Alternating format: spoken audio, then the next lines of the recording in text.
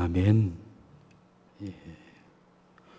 오늘 말씀의 제목은 우리가 반드시 해야 할 통치훈련, 이란 제목으로 여러분과 함께 하나님의 말씀을 나누려고 합니다. 예수님께서는 지상에서 자신의 삶의 끝을 아시고 늘 준비하면서 사셨습니다. 여러분, 우리 인생의 끝을 알고 그리고 그걸 준비하면서 사는 사람은 아마 죽음이 무섭지 않을 것입니다. 그러나 전혀 죽음 이후에 인생의 끝을 준비하지 않고 산 사람은 막상 암에 걸리고 당신의 삶이 이제 2달밖에 안 남았습니다. 말을 들을 때 당황하고 그리고 두렵고 또 억울하고 막 여러 가지 감정이 아마 들 것입니다. 무엇보다도 끝을 모르는 사람들의 삶은 그냥 끝을 준비하지 않기 때문에 마음대로 살아서 많은 시간을 허송세월하며 살게 되어집니다. 그런데 우리 예수님은 그 자신의 삶의 끝을 알았습니다. 그 끝은 십자가를 지시는 것이었습니다. 십자가를 통해서 자신의 피와 살을 찢어서 인간의 죄를 용서하는 제문의 삶을 산다는 것을 그는 알았습니다. 그리고 그것을 위해서 끊임없이 십자가를 향하는 길, 십자가로 그의 인생의 목표를 맞추고 끊임없이 달려왔습니다. 예수님은 십자가를 향하여 가는 길을 통해서 그 길을 가는 길에서 제자를 삼고 또 사람들의 병을 고치고 하나님 나라의 강론을 하면서 이제 예루살렘 바로 앞 여리고까지 왔습니다. 그런데 제자들은 엉뚱한 생각을 하고 있죠. 11절 오늘 본문 한번 읽어봅니다. 우리 다 같이 읽습니다. 시작. 그들이 이 말씀을 듣고 있을 때 비유를 더하여 말씀하시니 이는 자기가 예루살렘에 가까이 오셨고 그들은 하나님의 나라가 당장에 나타날 줄로 생각함이러라. 그들은 제자들이었어요. 제자들은 하나님의 나라가 예루살렘에 가면은 예수님께서 왕으로 등극하게 될 것이고, 그래서 헤롯 일당을 몰아내고 로마의 군인들은 하늘에서 불을 내려서 다 불태워서 죽이고 이스라엘의 독립을 선포하고 예수님이 왕이 되어져서 이제 제자들은 장관이나 총리 자리를 차지하면서 떵떵거리면서 이제 고생 끝이다. 이제 권력을 누리면서 힘있게 세상을 살겠지 하면서 좋아합니다. 이런 제자들의 모습을 보고 예수님께서는 그들이 당장 하나님의 나라가 나타날 줄로 그 마음을 아셨기 때문에 바로 그게 아니다. 그들의 끝을 알려주기 위해서 이 오늘 문화 비유를 말하고 있는 것입니다. 첫 번째로 문화 비유는 한 귀인이 나옵니다. 이 한 귀인이 왕위를 받으려고 먼 나라에 가는 것을 봅니다. 우리 12절 우리 함께 읽어봅니다. 시작. 이르시되 어떤 귀인이 왕위를 받아가지고 오려고 먼 나라로 갈 때, 여러분, 이 비유는 예수님께서 모든 사람이 그때 알고 있는 사실을 전제로 해서 비유를 드렸습니다. 로마 제국은 제국으로 형성되기 때문에 여러 민족이 섞여 있고 방언과 부족들이 다 섞여 있어요. 그래서 여러 부족들은 그 부족 중에서 왕을 추대를 해요. 당신이 왕이 되라. 그리고 추천받은 그 왕은 분봉왕이 되어져서 로마로 가서 로마 황제의 추인을 받아야 돼요. 그러면 로마 황제는 로마로 왔을 때 자기에게 충성하는 걸 봐요. 나한테 죽도록 충성하겠느냐. 그리고 여러 가지 밥을 먹고 또 며칠 동안 있으면서 그 사람의 됨됨이를 보고 그의 충성심을 보고 여러 가지 자질을 보면서 왕으로 추인해 주는 그러한 제도가 바로 분봉왕 제도였어요. 성경의 헤롯 안티파스도 바로 유대 지방의 분봉왕이었는데 헤롯에게 가서 추인을 받아요. 추인을 받는데 유대인들이 헤롯 안티파스가 왕이 되는 것을 매우 싫어했어요. 그래서는 유대인들이 막 여러 가지 고소문을 가지고 황제에게 탄원서를 내요.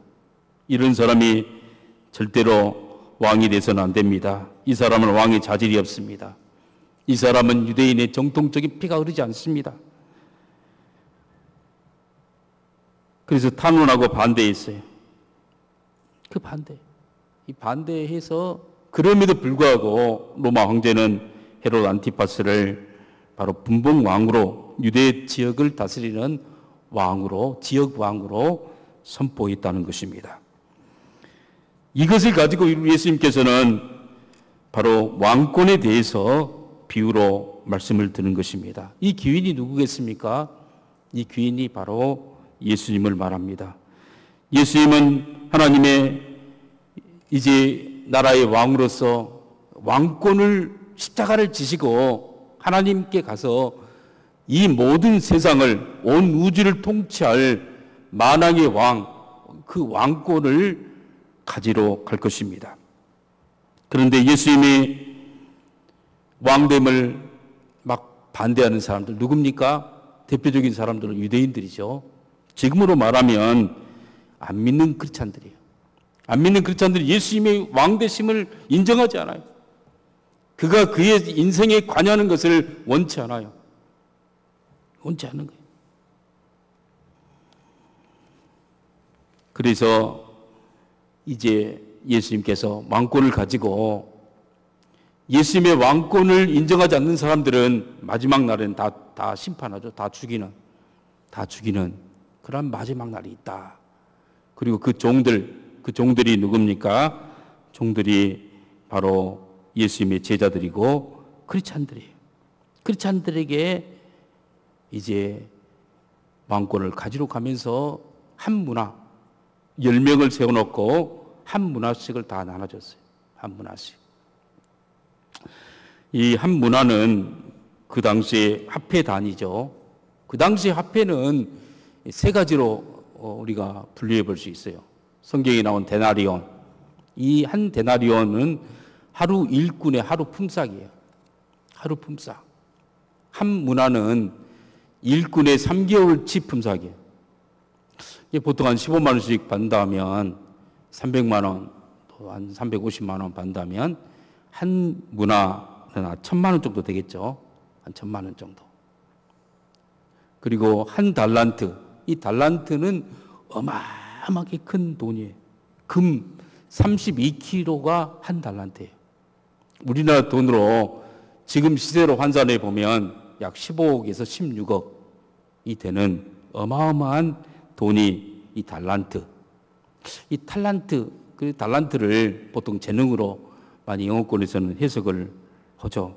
그러나 이건 재능보다도 인생의 무게, 인생의 가치, 인생의 값이 얼마냐. 어마어마하게 크다는 거예요. 여러분, 이 한 문화를 이제 주면서 장사에서 이윤을 남겨라. 근데 이 문화는 사실 여러분 구약 성경에도 나와요. 구약 성경의 다니엘서에 보면 이 벨사살 왕이 이스라엘 페르시아를 정복하고 여러분 바벨론을 정복하고 그리고 페르시아를 세웠어요. 그리고 나서는 이스라엘 민족에 빼앗아 왔던 성전 기물들을 가지고 술을 마셔요. 술을 마시고 밤새내 파티를 하고 막 그냥 그럴 때 하늘에서 갑자기 벽에서 손가락이 나타났어요. 글씨가 써졌어요. 그 글씨는 아람어에 있는데 이 페르시아어를 썼던 그 당시에 벨사살 왕과 왕족들은 무슨 말인지를 몰랐어요. 그러나 다니엘은 바로 아람어를 썼던 히브리 민족이기 때문에 금방 알아봤어요. 그 글자가 메네 메네 데겔 우바르신 이라는 말이에요. 메네 메네라는 말이 문화라는 말이에요. 이 히브리어는 모음이 중요하지 않아요. 자음만 딱 표시하고 모음을 붙여가지고 격변을 시키는 거예요. 그래서 문화나 메네나 뭐 같은 어원이에요. 같은 어원. 그 뜻은 바로 대어본다, 저울에 달아본다, 무게를 잰다. 무게를 재서 저울에 달아보니까 네 가치가 네가 그 어떤 기준에 미달되었다. 그래서 너는 이제 심판을 받고 오늘 밤에 해체되어진다. 라는 말이 바로 메네 데겔 우바르신이에요. 문화라는 말은 바로 가치를 대어본다, 저울에 달아본다, 무게를 달아본다 이런 뜻이 있는 거예요. 그것을 알았던 예수님은 문화 비유를 하는 이유가 이 종말론적인 정말에 너의 가치를 내가 달아보겠다라는 의미로 바로 이 비유를 말하고 있는 것입니다. 예수님께서는 10문화를 가지고 10종에게 한 문화씩을 나누어 줍니다. 이 한 문화, 여러분 사람들에게 동일하게 똑같이 부여되어 있는 건 이 한 문화가 있는데, 여러분 사실 사람들은 그 가치가 동일하지 않죠. 그 삶을 비교할 수 없죠. 미국에서 태어난 아이들과 한국에서 태어난 아이들과 북한에서 태어난 아이들은 다 달라요. 사실 다 환경이 다르고 다 달라요. 그러나 한 문화는 동일하게 받은 것입니다. 무엇을 동일하게 받았을까요? 한 시간을 동일하게 받은 시간은 똑같아요. 그리고 한 부모님, 인간은 누구든지 한 부모님, 한 어머님 밑에서 태어나게 되어지고 한 부모님 밑에서 자라게 되어 있어요. 한 나라의 시민권을 부여받게 되어지고 한 언어를 사용하게 되어지고 한 지구 안에 지금 이 시대에 살고 있지 다른 세대에 살고 있는 거예요. 동일 시대에 살고 있는 것을 말하고요. 한 인생의 기회를 살고 한 교회를 섬기는, 두 교회를 섬기는 것이 아니라 한 교회를 섬기는 그러한 바로 우리 인생인 것입니다. 그래서 각각 하나씩을 받은 것입니다. 여러분 하나씩 똑같이 받았는데 그 결과가 다르다는 거예요. 다르다는 거예요. 두 번째로는 이 문화 비유의 주인공은 누구겠습니까? 한 문화를 가지고 받았던 사람, 예수님이 돌아와서 결산할 때 내가 한 문화를 받았지만 열심히 장사해서 10문화를 남겼습니다. 착하고 충성된 종아, 네가 적은 일에 충성하였으니 10고울의 권세를, 10고울을 다스릴 권세를 받아라. 그 한 사람이 나는 한 문화로 5문화를 남겼습니다. 이게 착하고 충성한 종아, 정말 네가 적은 일에 충성해. 너도 5고울에 다스리는 권세를 받아라. 그리고 세 번째 사람이 나오는데 저는 한 문화를 받았는데 수건에 싸가지고 땅속에 묻어가지고 이 한 문화를 가져왔습니다. 여러분 이 세 사람, 세 종들 가운데 누가 주인공입니까? 예수님께서 정말 그때 제자들을 보면서, 우리를 보면서 말해주고 싶어 했던 그 포인트, 그 주인공이 누굽니까? 누구 같습니까? 이 세 번째죠, 세 번째. 왜 그랬습니까? 드라마를 보면, 영화를 보면 주인공은 분량이 많아요. 대사가 많아. 여기에 가장 분량이 많고 대사가 많고 예수님의 말씀이 많았던 그 종이 바로 세 번째 종인 것입니다. 그는 왜 한 문화를 수건에 싸서 그대로 가져왔겠습니까? 한 문화를 그냥 은행에 맡겨서 이자를 가지고 올 수도 있고 장사를 할 수도 있지만 그러나 전혀 그 돈을 그냥 새로운 것에 도전할 수 있는 기회를 갖지 않았어요. 그 안 한 이유가 무엇입니까? 안 한 이유가 바로 귀인 때문에, 귀인. 바로 예수님 때문에. 예수님에 대한 오해 때문에 그는 장사하지 않고 경영하지 않고 그냥 묻어두었던 것입니다. 여러분, 우리가 교회에 충성하지 않고 우리에게 맡겨진 그러한 일들을 최선을 다하지 않는 이유가 가만히 보면 이 세 번째 사람하고 똑같아요. 그래서 예수님에 대해서 오해를 하는 거예요. 당신은 모진 사람이라. 당신은 가혹한 사람이라. 당신은 너무한 사람이다. 당신은 심지도 않고 거두는 분이다. 바로 피도 눈물도 없는 분으로 예수님을 그 문화를 맡긴 분을 오해했던 거예요. 21절 우리 다 함께 읽어봅니다. 다 같이 읽습니다. 시작. 이는 당신이 엄한 사람인 것을 내가 아나이다. 당신은 주지 않는 것을 취하고 심지 않는 것을 거두나이다. 엄한 사람, 그냥 아주 자비가 없는 사람, 피도 눈물도 없는 사람,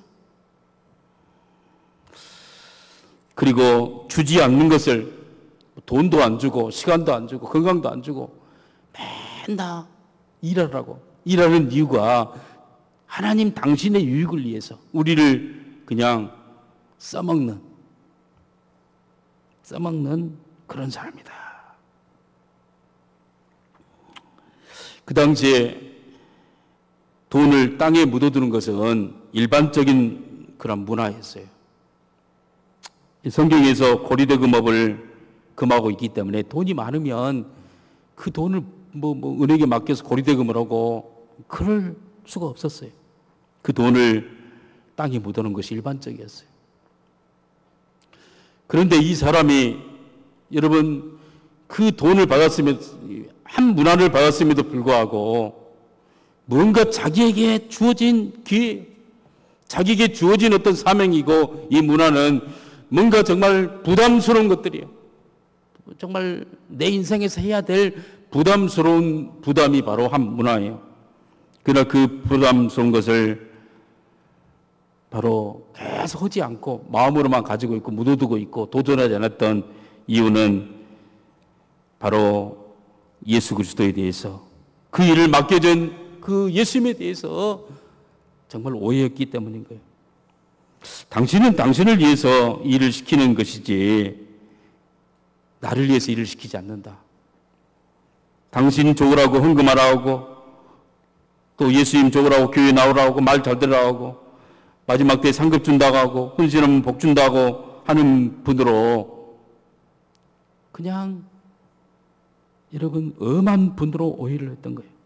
그러면서 심지도 않는 데서 거두시는 분이다. 이 일을 시켰으면 돈이라도 줘야죠. 돈도 하나님이 안 주고 또 건강도 안 주고 또 내 삶이 계속 어려워지는데 계속 헌신만 하라니까 그리고 뭘 만들어내라고 하니까 그리고 더 잘 하라고 막 하니까 이게 가만히 있는 것이죠. 감동이 안 오는 것이죠.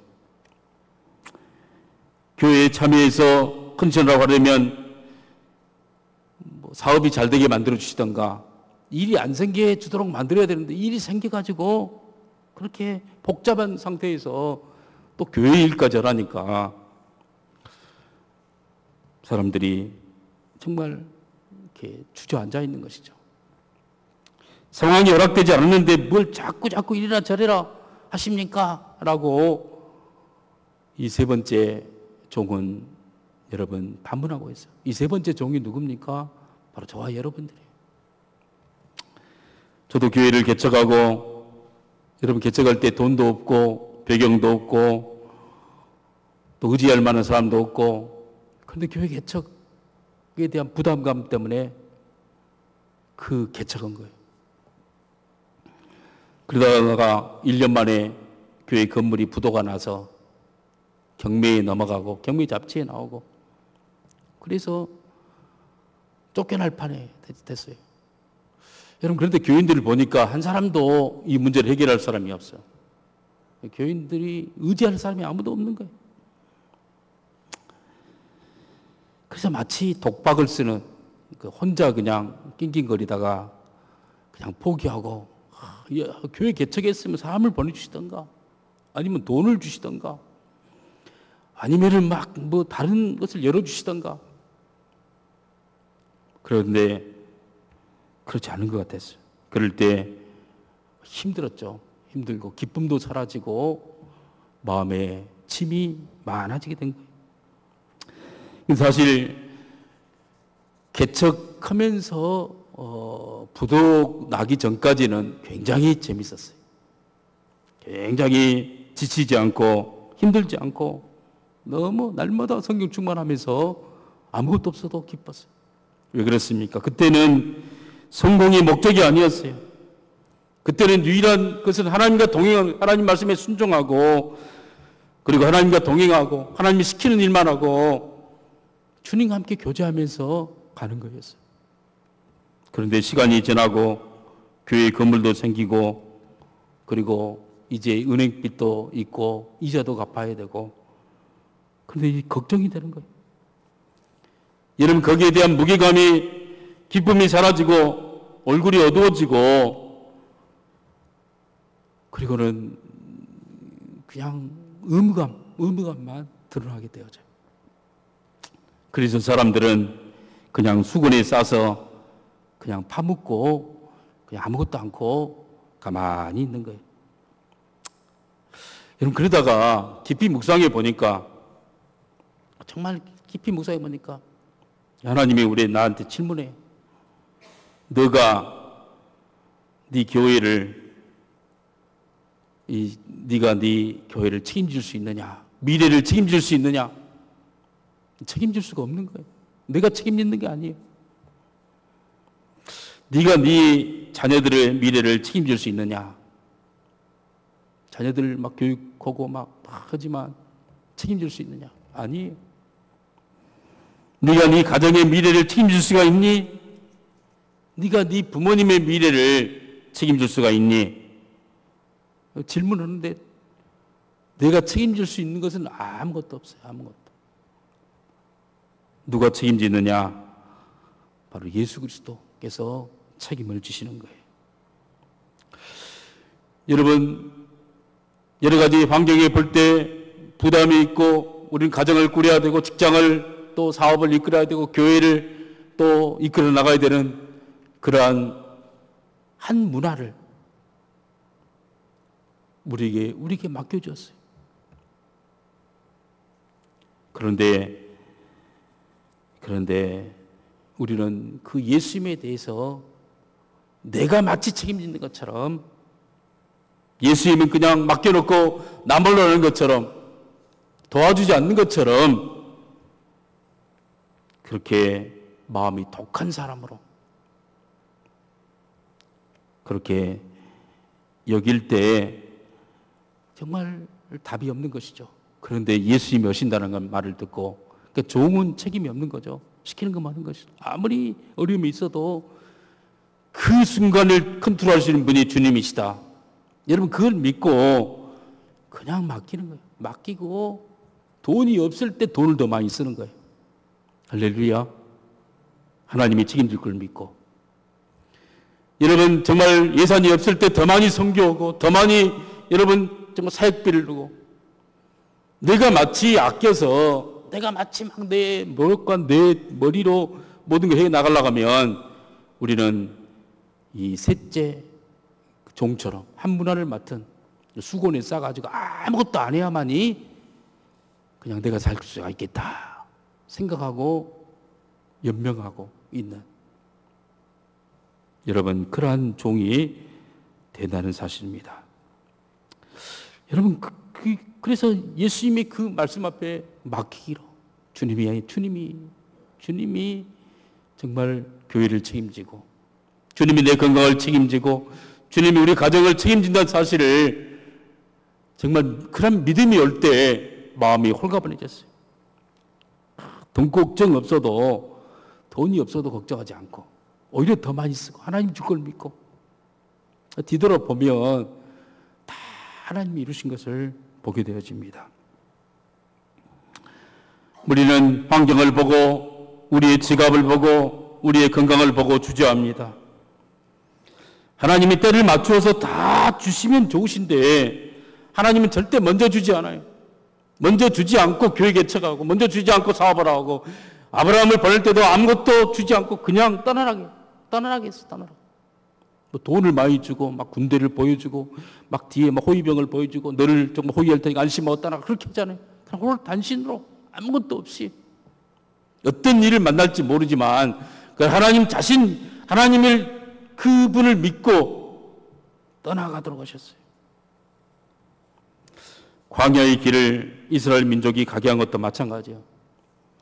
광야에 여러분 쌀을 지고 간 것도 아니에요. 집을 가지고 간 것도 아니에요. 아무것도 없이 그냥 온몸으로 광야 땅에 그냥 신발도 2컬레도 아니에요. 1컬레만 신고 그 신발 떨어지면 광야 땅을 어떻게 걸어 다녀요? 옷도 그냥 한 벌만 입고 옷을 생산할 수 있는 것도 아니에요.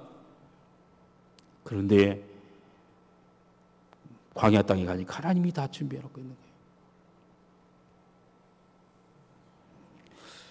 여러분 광야의 길을 갈 때도 만나를 주셨고 요단강 물이 창일할 때 건너라고 하시고 여러분 요단강 물이 막 폭풍을 치고 막 미친 듯이 막 산비듯이 달려오는데 그 요단강을 건너라고 하는 거예요. 그 건널 때가 몸에 익을 때 가장 홍수가 많이 난 가장 바닷물이 요단강 물이 창일할 때 그 발에 아직 갈라지도 않았어요. 갈라진 다음에 마른 땅을 보고 건넌다면 누구든지 갈 수 있어요. 그러나 믿음으로 누구를 믿어요? 하나님을 믿어. 하나님이 약속은 반드시 지키신다. 하나님이 나와 함께 하신다. 그리고 발을 담그고 제사장들이 법궤를 메고 발을 담그고 찰랑찰랑 물속으로 들어가면 들어갈 때 들어가고 쑥 빠지려고 할 때 그때 갈라지는 거예요. 그때 갈라져요. 그러므로 우리는 하나님이 다 준비해 놓으신 분임을 신뢰해야 될 줄 믿습니다. 이 신뢰가 열 문화를 남기는 비결이에요. 열 문화를 남기는 비결. 이 사도 바울이 여러분 전도로 갔을 때 돈이 준비되어 있었습니까? 사람들이 막 오라고 같이 개척하자고 부르는 사람이 있어요. 아무것도 없었어요. 아무것도. 그런데 사도 바울은 여러분 참으로 그 기도 응답을 가지고 왔어요. 하나님 정말 여러분 기도 응답에 하나님의 기도 응답의 결과가 무엇입니까? 아브라함이 75세에 여러분 그 아브라함을 데리고 하늘을 봐라. 하늘의 별처럼 바다의 모래처럼 네 후손이 많아지게 하겠다. 약속했어요. 그런데 25년 동안에 아무런 역사가 안 있나요? 아브라함도 포기했어요. 그래서는 아브라함이 이제 100세 되고 사례가 99세 돼서 경수가 끊어지고 그래서는 이제 여러분 그 자기의 종이었던 엘리에셀을 후계자로 세우려고 마음먹고 있었어. 그때 하나님이 아브라함아 그 아브라함을 불러서 밖으로 데리고 나와요. 아브라함아 너 건물 안에 이곳에만 있지 말고 내가 가는 거 같이 가자. 가서 산꼭대기로 올라가요. 올라가서 하늘을 보게 만들어요. 너의 후손을 하늘의 별처럼 많게 해주겠다. 여러분 우리가 생각 속에 나의 어떤 고집 속에 갇히고 나의 편견 속에 갇히고 내 생각 속에 갇혀 있을 때 계속 그 생각을 고집하면 안 돼요. 그 생각을 깨트려 볼 수 있는 하나님을 바라볼 수 있는 곳으로 그 어떤 나의 고정관념을 깨트리고 틀을 벗어나야 돼요. 그리고 하나님의 말씀을 봐야 돼요. 하나님의 말씀은 우리의 여러분 경험에 얽매이지 않고 세상적인 어떤 여러분 그런 풍조에 얽매이지 않아요. 하나님의 말씀은 여러분 정말 하늘의 별처럼, 그 하늘의 별을 보여주면서 말하죠. 하늘의 별처럼 내 후손이 많아질 것이다. 그러니까 그때 대통령은 말이, 하나님 내 상속자는 다메섹 사람 엘리에셀 종이 바로 내 상속자입니다. 아니다. 네 몸에서 날 자가 바로 네 상속자가 될 것이다. 네 후손을 바다의 모래처럼 하늘의 별처럼 많아지게 하겠다라고 다시 약속합니다. 여러분, 아브라함이 기도 응답을 받았던 것은 그때 당시에 여러분 그 독자 이삭이 아니에요. 이삭도 하나님이 나중에 바치라고 그래요. 진짜 기도 응답은 하나님 자신이, 하나님 자신. 우리 인생에서 우리 가정을 위해서 기도하고, 우리 교회를 위해서 기도하고, 우리 건강을 위해 기도하지만 진짜 기도 응답은 하나님 자신인 거예요, 자신. 하나님 자신을 믿게 만드는 거예요. 아픔에도 불구하고, 없었음에도 불구하고 여전히 나를 사랑하시고 기적을 이루시고 계속 하나님을 신뢰하게 만드시고 어려운 가운데 찡그리지 않고 힘들지 않고 주님을 바라보면서 그 일을 묵묵하게 실행해내는 그 믿음을 하나님은 우리에게 요구하시고 바라시는 줄을 여러분 믿으시기를 바랍니다. 여러분, 그럼 세 번째로 왜 예수님은 우리에게 맡겨준 문화에 최선을 다하여 장사하라고 하는가? 여러분, 우리 16절부터 19절 우리 함께 읽어봅니다. 다 같이 읽습니다. 시작. 그 첫째가 나와 이르되 주인이여 당신이 한 문화로 10문화를 남겼나이다. 주인 이르되 잘하였도다 착한 종이여 내가 지극히 작은 것에 충성하였으니 10고을 권세를 차지하리라 하고, 그 둘째가 와서 이르되 주인이여 당신의 한 문화로 5문화를 만들었나이다. 주인이 그에게도 이르되 너도 5고을의 고을을 차지하리라 하고. 이런 우리에게 사명을 맡겨주고 문화를 맡겨주고 최선을 다해서 사업하게 만들고 경영하게 만들고 사역하게 만드는 그 이유가 뭐겠습니까? 예수님이 돈이 없어서 돈 벌려고 하겠습니까? 예수님이 집을 지으시러 하는 것입니까? 예수님이 사업을 확장하려고 한 것입니까? 아니에요. 예수님은 이 돈에 대해서 관심이 없어요. 오히려 한 문화를 받았던 그 사람이 수건에 싸서 가지고 왔을 때 그 돈을 10문화를 남긴 사람에게 줘버려요. 예수님 같지 않아요. 예수님 같지 않는 거예요. 예수님께서 이 한 문화를 주시면서 10문화를 남기라고 열심히 장사해서 정말 최선을 다해서 남기라고 하신 그 이유는 예수님이 어떤 이익을 얻으려고 한 것이 아닙니다. 바로 예수님께서 열심히 한 이유는 하나님을 통치를 경험하도록 만든 거예요. 할렐루야. 여러분, 한 문화는 우리 인생의 부담이에요. 우리 인생의 자녀 교육일 수 있고, 여러분 한 가정을 행복하게 만드는 일일 수 있고, 여러분 회사를 부흥시키는 일일 수도 있고, 또 내가 몸담고 있는 교회에 충성하는 일일 수도 있고, 주님의 일을 감당하는 그 일이에요. 여러분, 그 일을 최선을 다해서 막 부흥시켜서 나의 어떤 능력을 보이고 나의 어떤 정말 내가 어떤 사람인가 증명해내는 그것이 아니에요. 그렇게 한 사람들은 전부가 다 망하게 되죠. 전부가 다 실망하게 되죠. 앞으로 나갈 수가 없어요. 왜냐하면 예수님께서 안 도와줘요. 돈도 안 주고 건강도 안 주고 오직 믿음으로. 그런데 거기에서 하나님의 통치를 바라보게 만드는 거예요. 하나님의 통치란 무엇입니까? 하나님의 절대 주권을 인정하는 것입니다. 어떤 상황이든지 하나님 앞에서 최선을 다하는 것입니다. 나에게 맡겨주는 일이라면은 주님께서 채울 것을 믿고 끝까지 웃으면서 가벼운 마음으로 주님께 영광을 돌리면서 일하는 것, 그게 바로 충성인 것입니다. 주님이 원하시는 것에 최선을 다하여 실행하는 사람이 바로 주님의 동역자가 되어지고 하나님의 나라를 확장시켜 나가는 사람이 되는 줄 믿으시기를 바랍니다. 여러분, 다윗도 바로 하나님의 통치, 정말 그가 마음으로 기름 부음을 받았는데 기름 부음을 받고 나서 골리앗을 이겼어요. 골리앗을 이겨가지고 높이 올라갈 줄 알았는데 바로 추락해. 그냥 막 쫓겨다니고 미움당하고 막 죽이려는 사람들이 너무나 많고 고발을 하고 먹을 것이 없어서 여러분 막 시끌락 공동체 다니면서 막 그냥 걱정하고 400명의 사람들을 보호하는데 뭘 먹을까 뭘 마실까 정말 정신이 없어요.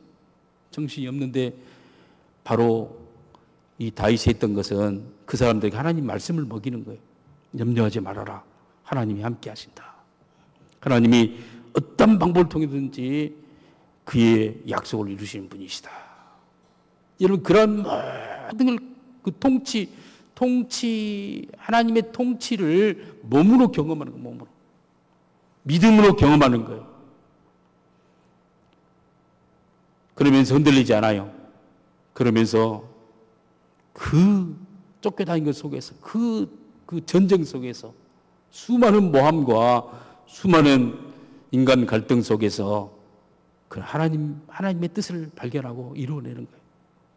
이게 바로 하나님이 우리를 훈련시키는 과정이에요.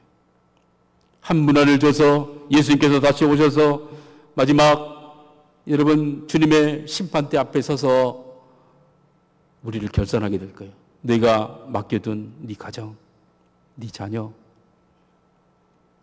그리고 네 건강, 그리고 네 교회 어떻게 했니? 물어보게 될 거예요. 사랑하는 성도 여러분, 날마다 여러분은 하나님의 통치를 받고 있습니까? 말씀에서 하나님의 약속을 믿고 있습니까?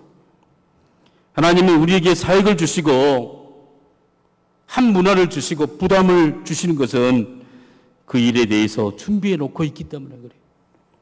그리고 모든 걸 준비해 놓고 아직 받지 않았지만 그리고 우리를 부르신 것을 믿습니까? 아무것도 보이지 않아도 오직 믿음으로 사랑을 가지고 기쁨으로 순종하며 일하고 있습니까? 아니면 무거운 책임감이 왜 생깁니까? 하나님 예수님을 보지 못하고 내가 해결해야 되기 때문에 그래요. 내가 주인 되어져. 내 방법대로 내 계획을 세워서 그러니까 굉장히 힘들고 해결도 안 되고 어려운 것이에요. 수많은 장애를 보고 하나님을 원망하고 주저앉아 있지는 않습니까? 그래서 한 문화를 수건에 싸서 그냥 가만히 있지는 않습니까? 우리 인생은 너무나 짧습니다. 손살같이 지나가 버리고 말아요. 언젠가 우리는 하나님 앞에 설 것입니다. 그리고 결산할 날이 있게 될 것입니다. 내가 맡긴 한 문화 어떻게 했니? 믿음을 사용했니? 그리고 우리 인생을 그렇게 막 하는 이유는 왕권, 여러분을 하나님의 나라의 동역자로, 통치자로 세우기 위해서 이런 훈련을 시킨다는 사실이에요. 10골의 권세를 다스리는 것을 주겠다라고 말합니다. 바로 우리에게 여러분 하나님의 통치권을 주기 위해서 왕으로서 훈련을 시키는 거예요. 그걸 믿고 정말 우리 인생에 정말 주님께 맡기면서 좀 웃으면서 정말 간증하면서 가는 우리 성도님 되시기를 주님의 이름으로 축복합니다. 우리 기도하겠습니다. 하나님 아버지, 우리에게 사명을 주시고 한 가정을 주시고 한 교회를 주시고 한 나라를 주시고 한 시대를 살 수 있도록 역사해 주신 것을 감사합니다. 우리는 환경이 바뀌기를 원하고 우리는 모든 것이 준비되기를 원할 때 움직이기를 원하고 그렇지만 하나님은 정말 우리에게 이 시대를 이 가정을 참으로 믿음으로 바꾸기를 원하신 것을 감사합니다. 하나님 아버지 오직 믿음으로 주님 예수님을 오해하지 아니하고 예수님은 창세전부터 우리를 선택해 주셨고 우리의 모든 길을 정말 주목하여 보고 훈계하고 주께서 예정하시고 인도하신다는 것을 굳게 믿게 해주시며 우리가 넘어지나 완전히 넘어지지 않는 것은 우리의 손을 붙잡고 계신 것을 깨닫게 해주시길 원합니다. 그리함으로 하나님 아버지 참으로 주님과 동행함으로 날마다 감격하는 삶을 살게 도와주시고 기적을 거듭게 도와주시고 이 땅에 수많은 사람들에게 복음을 증거하는 우리의 삶이 될 수 있도록 역사해 주시옵소서. 우리는 미련하고 연약하고 아무것도 없지만 우리를 보내시는 분이 참으로 모든 걸 준비하시고 지혜 가운데 인도하시고 역사할 것을 믿사오니 믿음으로만 앞으로 천천히 나가는 우리 제일교회 성도들 다 될 수 있도록 축복해 주시옵소서. 그리함으로 주님 열문안을 남기는 주님 참으로 하나님 나라를 다 확정시켜 나가는 귀한 종들 될 수 있도록 역사해 주시옵소서. 예수님의 이름으로 기도하옵나이다. 아멘.